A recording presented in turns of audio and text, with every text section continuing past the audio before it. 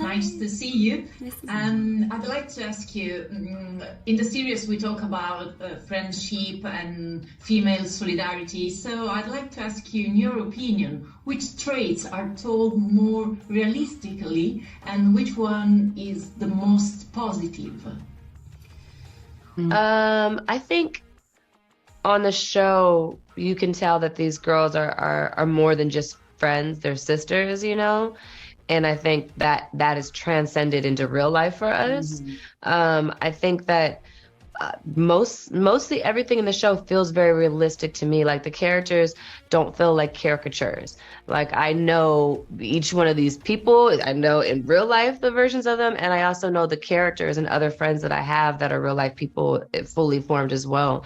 So I think that the most positive thing is when you can authentically be your full self around your friends and you're 100% accepted and loved unconditionally. And that doesn't mean that they lie to you or they're not honest with things that they feel like maybe you need to work on or maybe you should be thoughtful about or considerate about, but it doesn't mean that you are truly yourself, and it's always a safe space.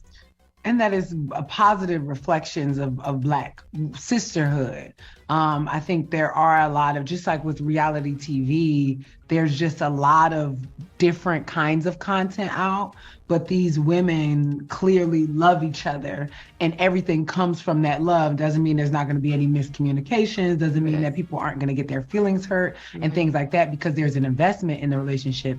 But I think that there is something beautiful about the unconditional love that we always come back to. It's like the table at Llewell's, right? It's like that check-in point. We always come back to the check-in, to the unconditional love to each other. And I think that's a beautiful thing that I don't know if I've seen in abundance before with Black women.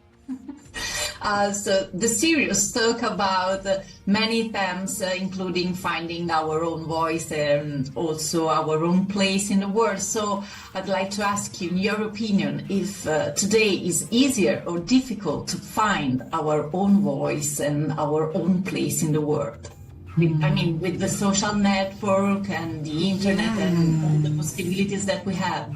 That's really a really great question, because I feel like it can go both ways. I think with there being so many voices, it's easy to get crowded with opinions, and I think the more we start valuing other people's opinions is where we lose the respect for our own voices and thoughts. So I think because of the cluster and the access, and there's so many people just vying for attention and influence as much as possible, I think it's very easy to not only lose track of your inner thoughts, but also become overwhelmed and not sure where you fit, because now there are so many spaces, and it offers a great opportunity to like find your comrades, find your community. But I can imagine as a shy child in the South being like, where do I belong right now? Because it's just so many voices.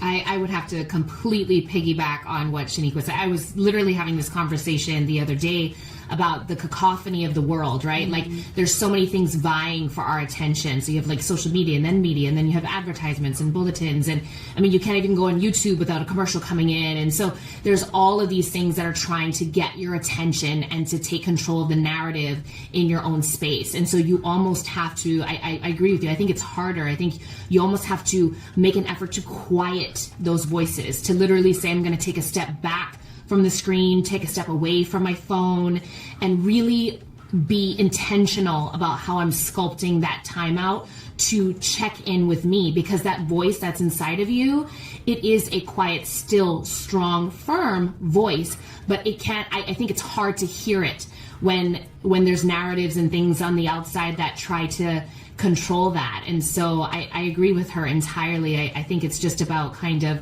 checking in and noticing also on the outside what has your ear, because whatever has your ear more than likely is going to have your voice. Mm.